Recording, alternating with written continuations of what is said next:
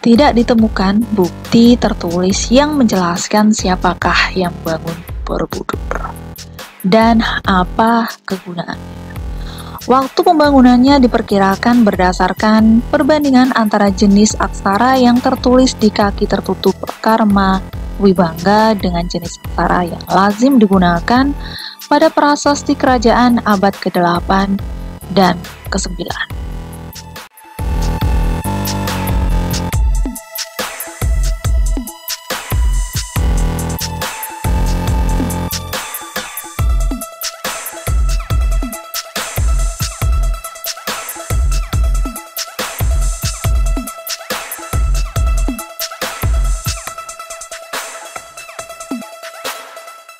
Diperkirakan Borobudur dibangun sekitar tahun 800 Masehi, dan kurun waktu ini sesuai dengan kurun antara 760 dan 830 Masehi.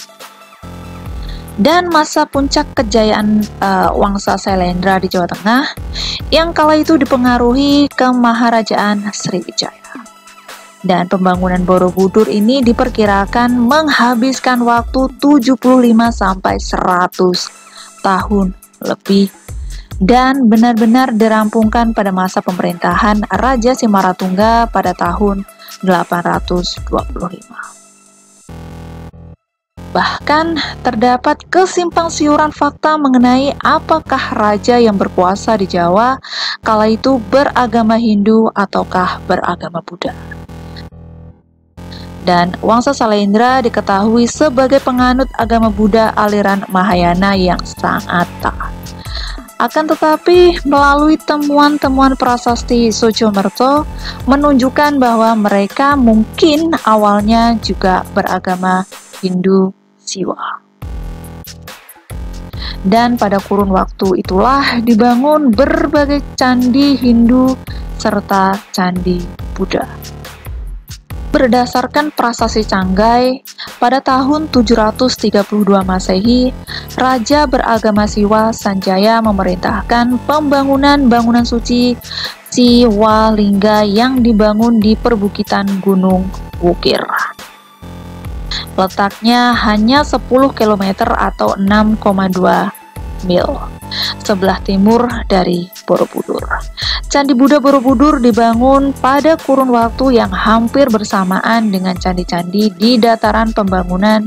Meskipun demikian, Borobudur diperkirakan sudah rampung sekitar 825 Masehi. Dan 25 tahun lebih awal sebelum dimulainya pembangunan Candi Siwa Prambanan sekitar tahun 850 Masehi. Pembangunan candi-candi Buddha termasuk Borobudur saat itu dimungkinkan karena pewarisan Jaya Rangkai Panangkaran memberikan izin kepada umat Buddha untuk membangun candi, bahkan untuk menunjukkan penghormatan. Dan Panangkaran menganugerahkan desa Kalasan kepada Sangga, yaitu komunitas Buddha, untuk pemeliharaan serta pembiayaan Candi Kalasan yang dibangun untuk memuliakan Bodhisattva Dewi Tara.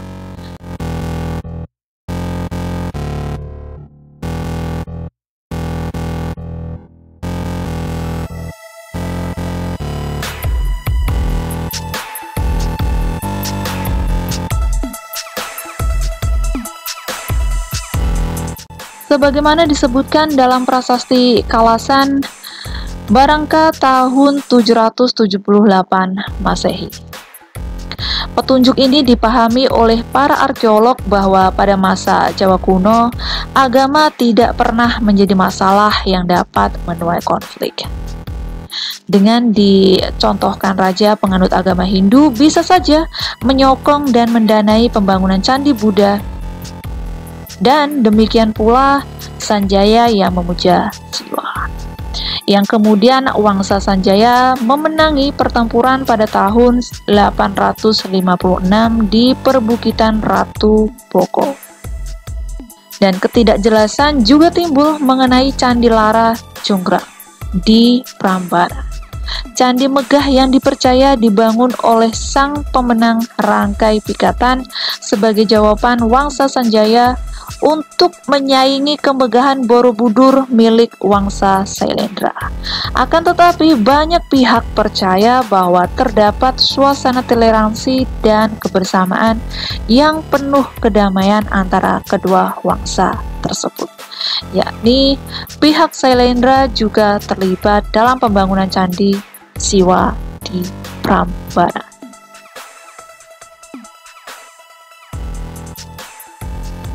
Borobudur tersembunyi dan terlantar selama berabad-abad, terkubur di bawah lapisan tanah dan debu vulkanik yang kemudian ditumbuhi pohon dan semak belukar sehingga Borobudur kala itu benar-benar menyerupai sebuah bukit. Dan alasan sesungguhnya penyebab Borobudur ditinggalkan hingga kini masih belum diketahui. Dan tidak diketahui secara pasti sejak kapan bangunan suci ini tidak lagi menjadi pusat ziarah umat Buddha. Dan pada kurun 928 dan 1006 Masehi, Raja Empu Sindok memindahkan ibu kota kerajaan Medang di kawasan Jawa Timur. Dan setelah serangkaian letusan gunung berapi, tidak dapat dipastikan apakah faktor inilah yang menyebabkan Borobudur ditinggalkan. Akan tetapi beberapa sumber menduga bahwa sangat mungkin Borobudur mulai ditinggalkan pada periode ini, karena bangunan suci ini disebutkan secara samar-samar sekitar tahun 1365. Dan oleh Empu Prapanca dalam naskahnya Nagara Kretagama yang ditulis pada masa kerajaan Majapahit. Beliau menyebutkan adanya wihara di Budur. Dan selain itu, Sukmono pada tahun 1976 juga mengajukan pendapat populer bahwa candi ini mulai benar-benar ditinggalkan sejak penduduk sekitar beralih keyakinan kepada Islam pada abad ke-15. Jadi, monumen ini tidak sepenuhnya dilupakan. Dan melalui dongeng rakyat, Borobudur beralih dari sebagai bukti kejayaan masa lampau menjadi kisah yang lebih bersifat tahayul, yang dikaitkan dengan kesialan, kemalangan, serta penderitaan. Dua babat Jawa yang ditulis abad ke-18 menyebutkan nasib buruk yang dikaitkan dengan monumen Borobudur. Menurut babat Tanah Jawi atau sejarah Jawa, monumen ini merupakan faktor fatal bagi Mas Dana, pembangkang yang memberontak kepada Paku Buwono I, Raja Kesultanan Mataram pada tahun 1709. Disebutkan bahwa bukti Redi Borobudur dikepung dan para pemberontak dikalahkan dan dihukum mati oleh raja. Dan dalam babat Mataram, yaitu sejarah kerajaan Mataram, monumen ini dikaitkan dengan kesialan Pangeran Monconegoro, yaitu putra mahkota Kesultanan Yogyakarta yang mengunjungi monumen ini pada 1757. Dan meskipun terdapat tabu yang melarang orang untuk mengunjungi monumen ini, sang pangeran datang dan mengunjungi satria yang terpenjara di dalam kurungan, yaitu arca Buddha yang terdapat di dalam stupa berterawang. Dan setelah kembali ke keraton, sang pangeran jatuh sakit dan meninggal dunia sehari kemudian. Dalam perjalanan Jawa pada masa Mataram Islam, reruntuhan bangunan percandian dianggap sebagai tempat bersemayamnya roh halus dan dianggap wingit atau angker, sehingga dikaitkan dengan kesialan atau kemalangan yang mungkin menimpa siapa saja yang akan mengunjungi dan mengganggu situs tersebut. Meskipun secara ilmiah diduga mungkin setelah situs ini tidak terurus dan ditutupi semak belukar, tempat ini pernah menjadi sarang wabah penyakit seperti demam berdarah atau malaria.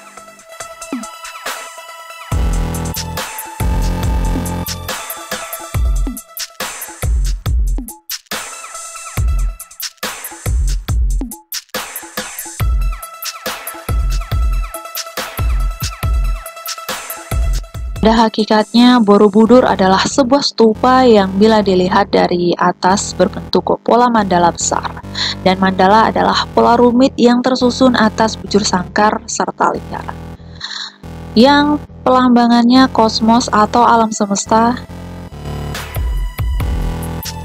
yang lazim ditemukan dalam Buddha aliran Vajrayana atau Mahayana.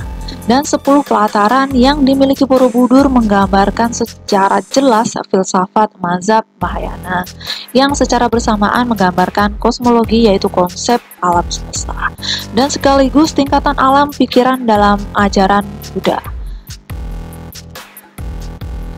Dan bagaikan sebuah kitab, Borobudur menggambarkan 10 tingkatan bodhisattva yang harus dilalui untuk mencapai kesempurnaan jadi seorang Buddha.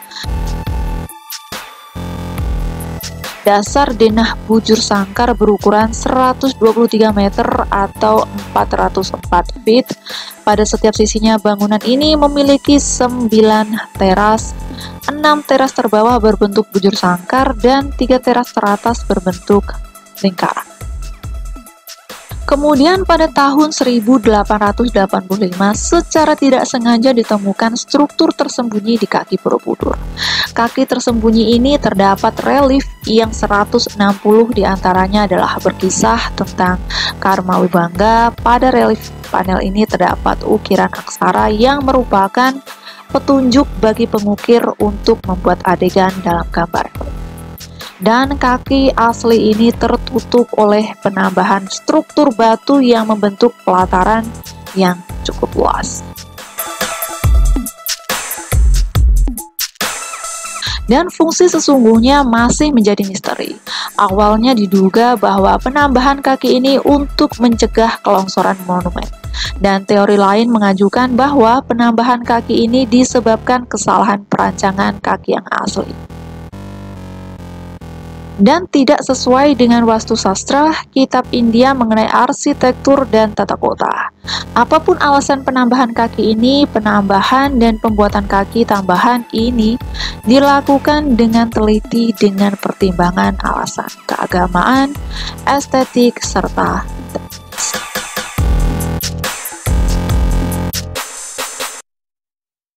Dan sekarang Borobudur kini masih digunakan sebagai tempat ziarah keagamaan.